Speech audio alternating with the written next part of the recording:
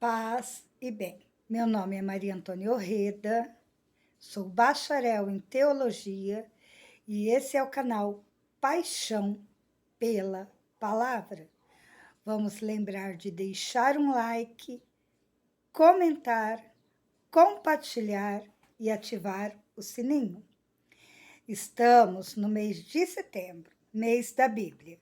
Estamos acompanhando a Carta aos Gálatas, pois todos vós sois um só em Cristo Jesus.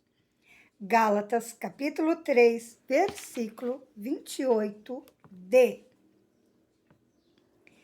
Hino batismal, unidade e busca da igualdade como centro da epístola. Então, vindo a fé, Paulo colocou o hino batismal, decididamente no centro da carta aos Gálatas. Era hora de sair das confusões criadas pelos missionários judaizantes e entrar nas propostas vivas da comunidade cristã de outros cristianismos originários. Esse hino batismal foi a explicação corajosa daqueles que eram silenciados, porém, tornaram-se protagonistas. Os estrangeiros não tinham voz, os escravos não tinham vez, as mulheres não tinham espaço. Aqui chega o momento mais alvissareiro da epístola. Gálatas, capítulo 3, versículo do 26 ao 28. Com efeito, vós todos sois filhos de Deus pela fé no Cristo Jesus. Vós todos que fostes batizados em Cristo, vos revestistes de Cristo. Não há mais judeu ou grego, escravo ou livre, homem ou mulher, pois todos vós sois um só em Cristo Jesus. Palavras do Senhor, graças a Deus. E aqui nós vamos dar uma parte. A importância do sacramento do batismo. Quando nascemos, somos criados, criaturas de Deus, criados à imagem e semelhança de Deus. A partir do sacramento do batismo é que pertencemos a Deus, é a nossa pertença a Deus. E este hino batismal, ele é lindo, ele é rico. Vou repetir. Com efeito, vós todos sois filhos de Deus pela fé no Cristo Jesus. Vós todos que fostes batizados em Cristo, vos revestistes de Cristo. Não há mais judeu ou grego, escravo ou livre, homem ou mulher, pois todos vós sois um só em Cristo Jesus. Então, através do batismo, nos tornamos todos um só em Cristo. Palavras do Senhor, graças a Deus. O hino batismal foi escrito possivelmente pelas comunidades primitivas dos cristianismo originários, ou seja, os primeiros cristãos. Quando Paulo começou a evangelizar, o hino já existia. A importância do hino na igreja primitiva era tanta que, quando o apóstolo o conheceu, ele o assumiu e o colocou como projeto pastoral. Esse projeto transformou São Paulo, especialmente em 3 perspectivas: na abertura étnica e religiosa, na abertura social e na abertura a mulheres e homens. Esse hino batismal, ou fragmento de um credo muito conhecida pelas primeiras comunidades, mudou o apóstolo ao ler a fórmula já celebrada por outras comunidades independentes dele. Paulo se moveu para um projeto totalmente diferente do que ele conhecera no judaísmo.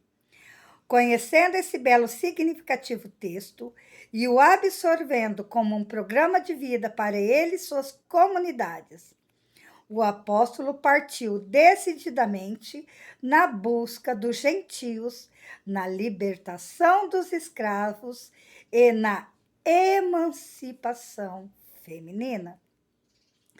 Deparando-se com os conflitos e limitações comunitárias da Galácia, proveniente das desigualdades raciais,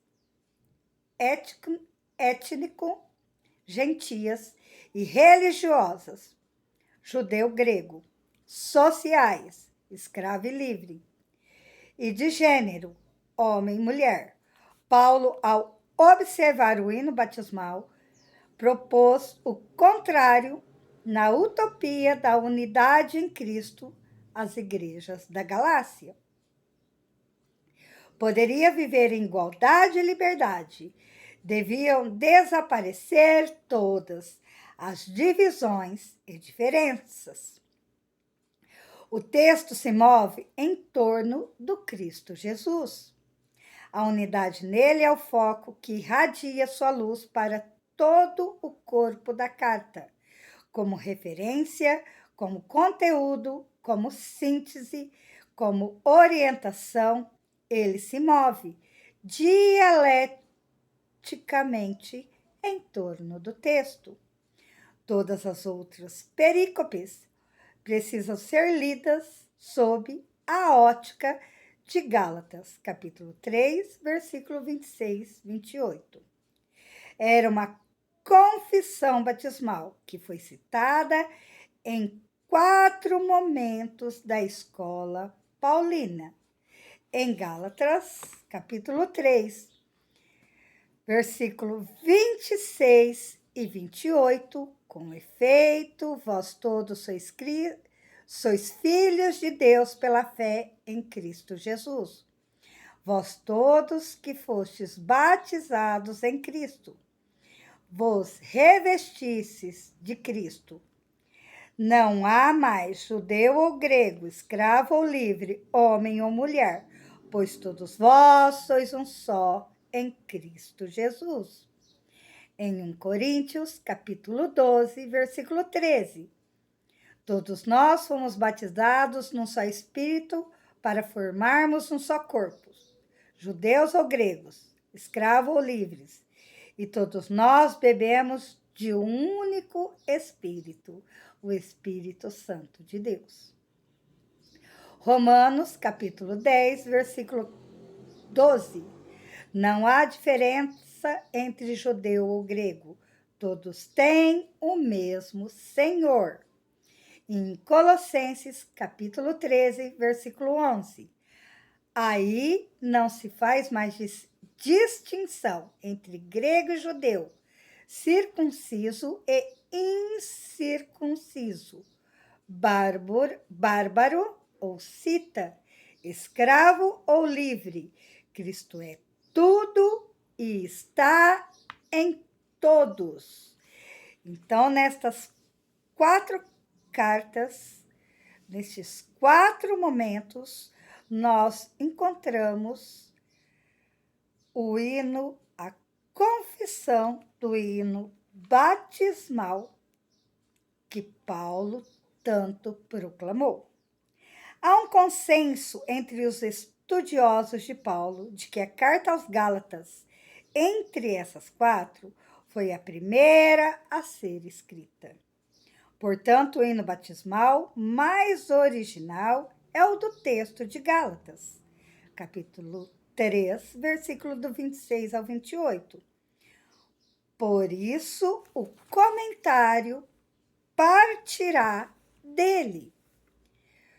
No versículo 26 foi dito que vós todos sois filhos de Deus. E no 28, todos vós sois um só. A importância do conceito de todos mostrou que Paulo queria implicar decididamente todas as etnias, todas as classes, todos os gêneros. Ninguém podia ficar entrincheirado. Acabaram-se os exclusivismo. Estava havendo uma abertura geral das fronteiras na direção dos gentios, escravos, homens, mulheres de diversos povos.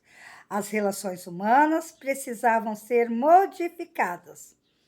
A segunda pessoa do plural vós, 4 vezes, tem um sentido comunitário pastoral, significando a comunidade, que devia se comprometer. A epístola foi enviada a ela. A adoção filial. Sois filho de Deus e sois um só. Vale também para os étnico-cristãos e, em particular, para os gálatas. Compreender a filiação divina universal implicava a unidade em Cristo Jesus. Mas ainda a libertação acontece na filiação divina. Com o advento da fé e com a incorporação em Cristo Jesus, todos se tornam filhos de Deus.